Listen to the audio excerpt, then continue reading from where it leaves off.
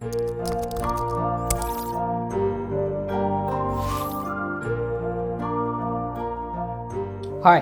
I am EduDask, and I am Donko Samuel Kweku, and I run and own the DASK EduBiz Consult. It's basically promote and help you study abroad on a scholarship. Share with me what your educational needs are. But until then, our subject for this presentation, business principles and methods. You see, there is no branch of legitimate business that the scriptures didn't tell us about. It affords us enough principles with regards to diligence, honesty, thrift, temperance, and purity, and that it constitutes the secret to major success. The wise man, seest thou a man diligent in his business, he shall stand before kings, he shall not stand before mere men. The soul of the sluggard desireth and hate nothing.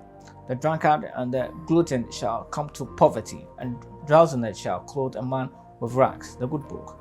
A talebearer revealeth secret, therefore meddle not with him that flattered with his lips. The good book. He that hath knowledge spareth his words, but every fool will be meddling. The good book. Several countless scriptures that supports business principles and methods, and I want you to familiarize yourself with them. I want you to escape financial failure and ruin, and it's because you have subjected yourself to these principles. The principles of diligence, honesty, thrift, temperance, purity are indeed the secrets to success. The getting of treasures by a lying tongue is vanity tossed to and fro of them that seek death. The good book. The borrower is servant to the lender. The good book. He that is surety for a stranger shall smart for it, and he that hated suretyship is sure. The good book. There are principles with which are bound up for our well-being in the society that we find ourselves, secular and even our religious associations. Now, the law of God spells out the dictates that helps us to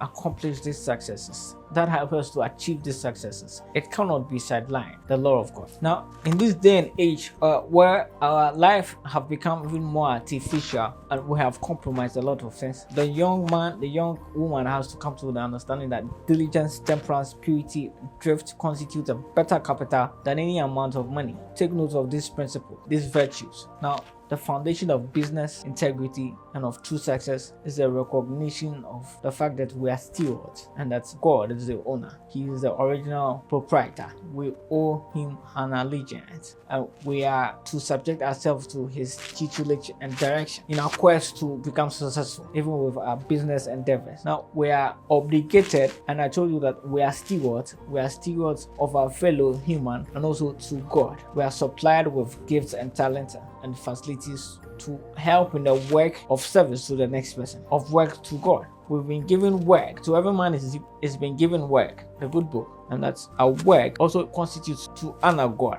We are supposed to honor God. Now, our role and what we have to do, and which I'm admonishing you to take into consideration, is to be diligent and show fidelity, show care and drift, and this should constitute our highest capacity, while we depend on God to make sure of his promise.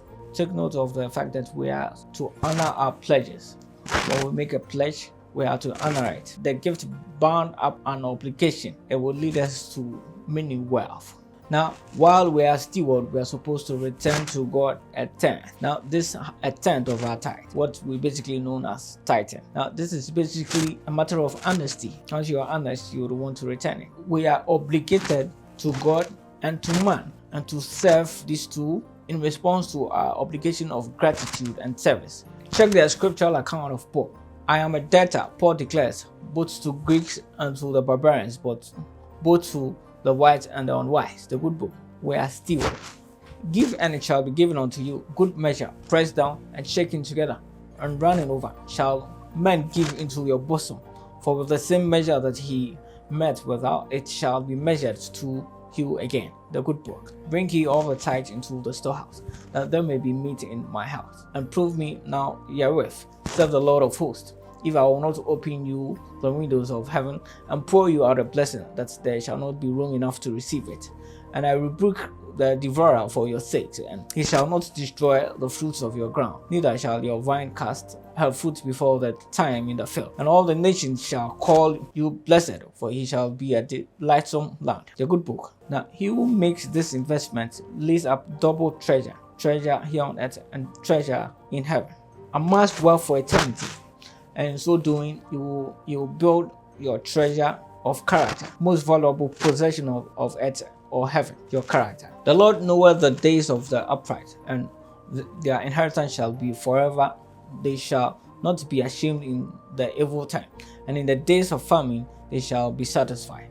The good book. Now Job shares his account. In the ripeness of my days, when the secret of God was upon my tent, when the Almighty was yet with me, and my children were about me, when I went forth to the gate unto the city, when I prepared my seat in the broad place, the young men saw me and hid themselves, and the aged rose up and stood. The prince refrained talking, and laid their hands on their mouths. The voice of the nobles was hushed. For when the ear heard, then it blessed me, and when the eye saw me, it gave witness unto me, because I delivered the poor that cried, the fatherless also, and him that had none to help him. The blessing of him that was ready to perish came upon me, and I caused the widow heart to sing for joy. I put on righteousness, and it clothed me. My justice was a robe and a diadem. I was eyes to the blind, and feet was I to the lame. I was a father to the needy, and the cause of him that I knew not I searched out. The stranger did not lodge in the street, but I opened my doors to the traveler. Unto me men gave ear and waited, and the light of my countenance they cast not down. I chose out their way and sat chief, and dealt as a king in the army, as one that comforted the mourners. Job shares his experience of the benefits of his stewardship, and he admonishes us to do things. Take note that whatever that you do, there are unseen auditors that take interest in our activities and reward us accordingly. Now, to the extent that you are engaged in a business, you will not only think of what will account to you tomorrow, but it will also be reflected in the present. You will have a benefit of it today. I have shared with you business methods and principles, and that the scriptures didn't leave us uninformed. Let me hear from you what your thoughts are. Share with me your constructive criticism. Share your experience. Let others hear from you. Thank you very much. Lots of love.